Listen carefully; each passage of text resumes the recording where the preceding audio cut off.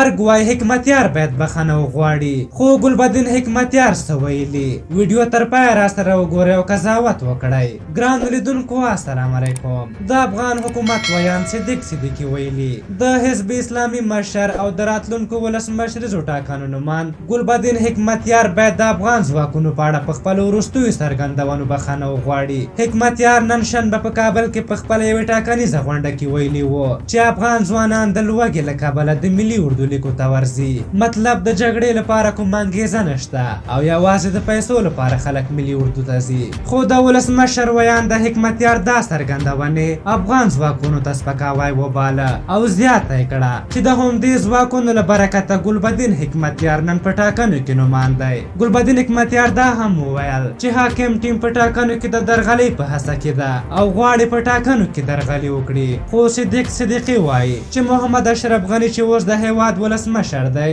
د رڼو ټاکنو غوښتنه کوي او هم یې ملکي او پوځي چارواکو ته سپارښتنه کړې چې د کمیسیون په هیڅ چارو کې لاسوهنه ونه کړي. که څوک سرغړونه کوي جدي تعقیب لاندې به وي. حکمتیار دا هم ویلي چې حکومت د سولې په مخ کې لوی خنډ دی. خو صدیق صدیقي ویلي که حکومت سولې ته ژمن نه وای نو نن به حکمتیار په کابل کې نه و. حکمتیار دا هم ویلي و چې کرنې ټاکنې وشي رقیب نه لري او دا ټاکنې ګټي. په هر حال د حکمتیار د خبرو په اړه قضاوت تاسو ته پرېږدو. خو د نومان دوست یوه لنډه خبره راخلو. دوست صاحب لیکي همدې اردو چې اوس کوم جناب یعنې حکمتیار یوازې مشخواره بولي ځان مرګو ته یې غېږې ورکړې، سرو ورونو ته ننوتل او د خلکو ژوند یې وژغوره. دا ځل که خدای مکړه ښار ته ځان مرګی راننوت همدا مشر ورته په غېږ ورولئ. دې کې زموږ د ټولو خیر دی. د ده به جذبه معلومه شي، د شهادت ارمان به یې پوره شي او د نورو خلکو به ژوند وژغورل شي. په هر حال تاسو هم راته خپل نظرونه حتما په کومنټ کې ولیکئ. دا و د ګلبدین حکمتیار د څرګندونو په هکله زموږ ویډیو.